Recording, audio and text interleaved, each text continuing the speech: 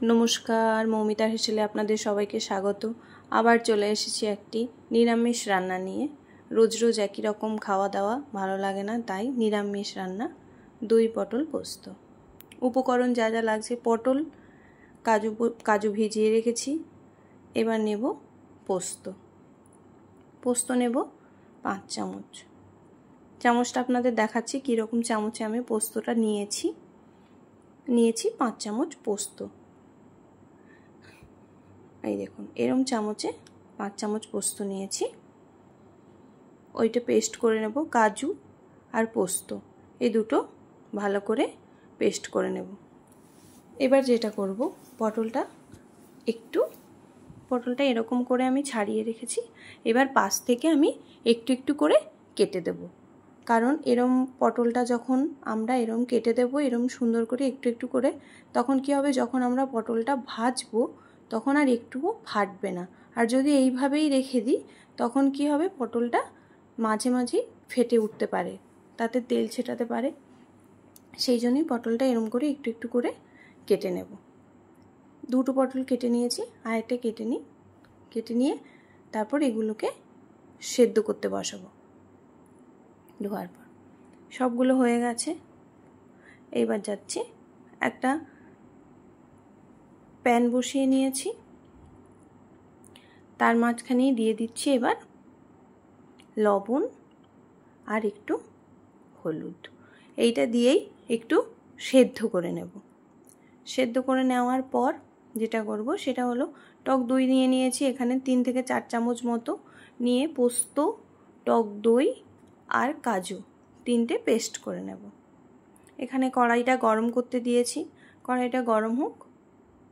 কড়াইটাও গরম হয়ে গেছে, ওদিকে আমার পোস্ত বাটাটাও হয়ে গেছে। এবার দিয়ে দিলাম তেল, আর আমার পটলটাও সেদ্ধ করা হয়ে গেছে। সেদ্ধ করে ওটাকে আমি ছেঁকে রেখে দিয়েছি জল ঝরানোর জন্য।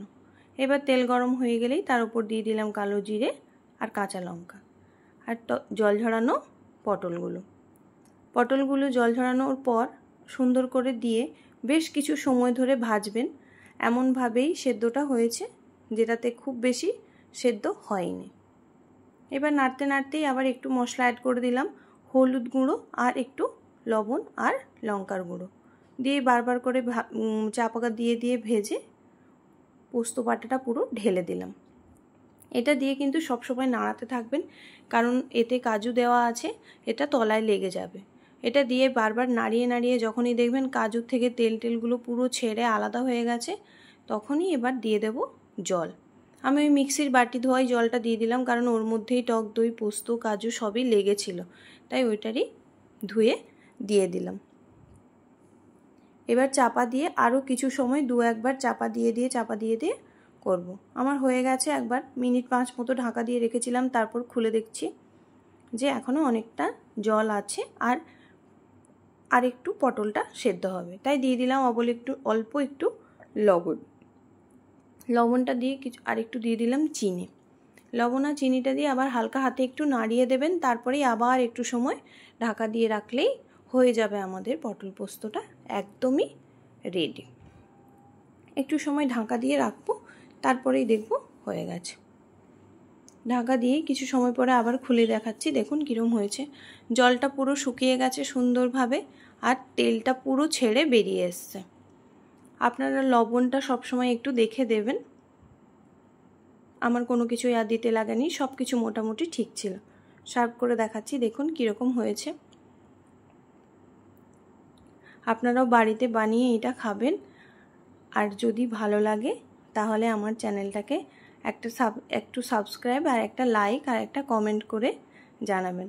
আর আপনারা যদি অন্য কিছু রান্না খেতে চান তাহলে আমার কমেন্টে প্লিজ জানাবেন যে আপনারা কিছু চাইছেন, কোনো নতুন রেসিপি কী ধরনের চাইছেন, তাহলে আমি সেগুলো একটু বানিয়ে আপনাদের কাছে রাখার চেষ্টা করব। আমার ভিডিওটি দেখার জন্য আপনাদের ধন্যবাদ।